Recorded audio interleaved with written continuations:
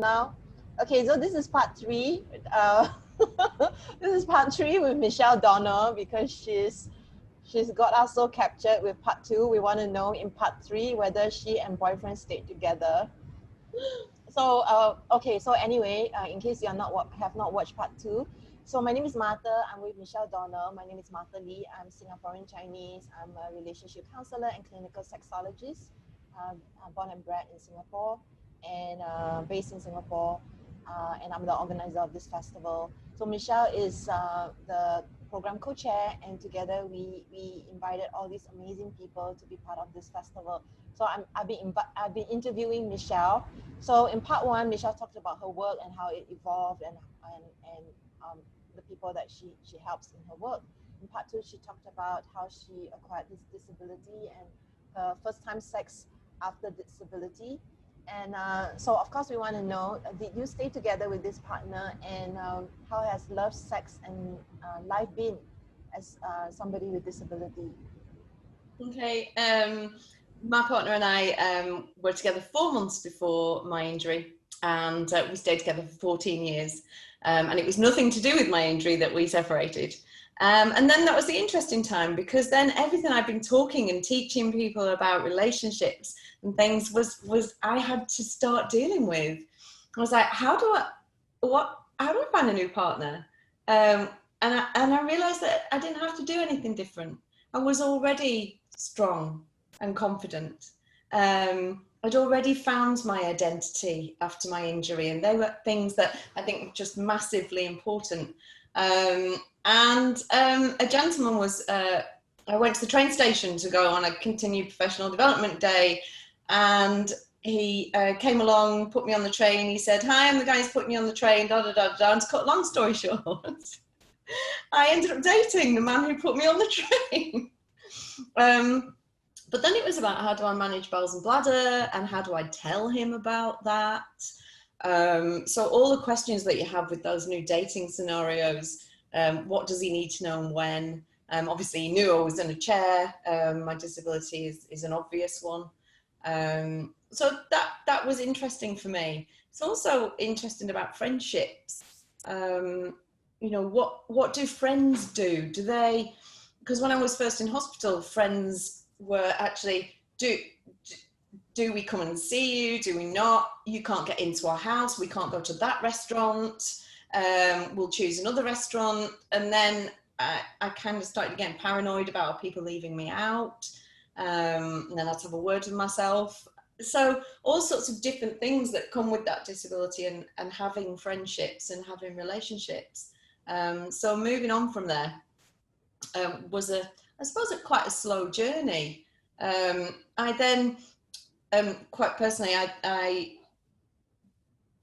after the end of my marriage, I found it difficult. I didn't want to have quick relationships, if you will. And that I found a lot of people were just sort of actually, they might be in that just for sex, and that scared me a little bit. And that was my own value system again, going, actually, how do I do that? And so I don't know what I'm trying to say. That was hard in the middle, and then actually meeting my new partner was a challenge in itself. So yeah, it's been a scary journey, but it's also been fun and arousing, and I've met some amazing people through that, because to meet people, you've got to be out and about, haven't you? And to do that, sometimes when you're in a wheelchair initially, can take a lot of courage.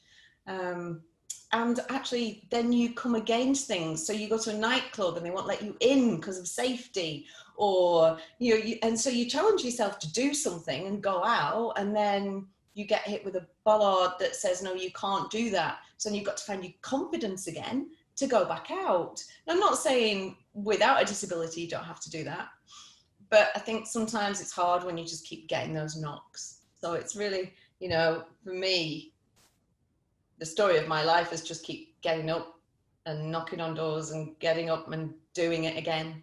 And it has been a fun journey, and the people have just been incredible, because I've met people outside of a box that I would have met before I was in my chair, and that's what's incredible, and that's how I've managed to move forward, really. to meet new people, to be able to give me confidence to date again. So yeah, it's, don't really know where else to go with that. Yeah, thank you for sharing. Yeah, I'm not sure what to ask. I guess I should ask one question.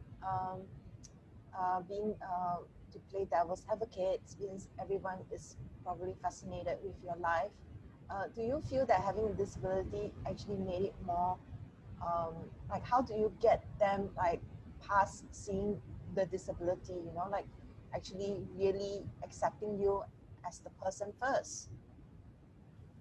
Confidence in myself and my abilities. I'd look at myself in the mirror and really struggle initially, massively struggle, and I made myself do it. And then I realized that my first psychologist said to me, I used to hate my legs, and he said, I challenge you to put on stockings that are really pretty at the top. So I started to put on stockings that were pretty at the top and stopped hating my legs, because the automatic response before, I used to wear stockings, every time I picked up a leg to move myself, I hated it. It made me cringe. It was awful. And then when he's challenged me to put these stockings on all the time, every time an unconscious message, every time I took my clothes off and lifted my leg, I saw this pretty stocking top. And so the automatic message to myself was, that's really pretty. And it enabled me to accept my legs. And I know that can sound really silly to some people, but sometimes it's the tiny, tiny little things that make such a difference. Catching a glimpse of myself in the mirror was awful. And then I realized that actually, if I came out of the bath, instead of removing the mirror outside of my bathroom, I left it there. And then I put a towel on to come out of the bathroom, and that was fine. And then I'd put sexy underwear on sometimes. So I put my underwear in the bathroom to get dressed before I went back to my bedroom. And again, that made me accept my body more. And I thought, because I can accept my body more, not completely, I don't know many women that can accept their body completely. So as much as anyone, and be happy enough with me and smile at myself. You know, when I'm doing presentations, I make sure that I write on my slides, smile, because it makes me relax. So I think that's really important as well. So the acceptance came really slowly, and the confidence came with the acceptance. I think, yeah, I think that's it. There's no key to it, and it's different for everyone. Yeah. Thank you so much for sharing. So if you like to learn from Michelle and I guess myself, and all the amazing presenters that we have for Love Abilities, please check out our website. That's www.loveabilities.org. We have 50 presenters, 29 sessions over 5 days, and nobody will be turned away for lack of funds. During this time, we wanted to create something that people can feel connected and do something positive where they're learning and having fun, even from home. So please join us with this festival. You can be a person with disability, you can be a caregiver, you can be a helping professional. We welcome anybody and everybody.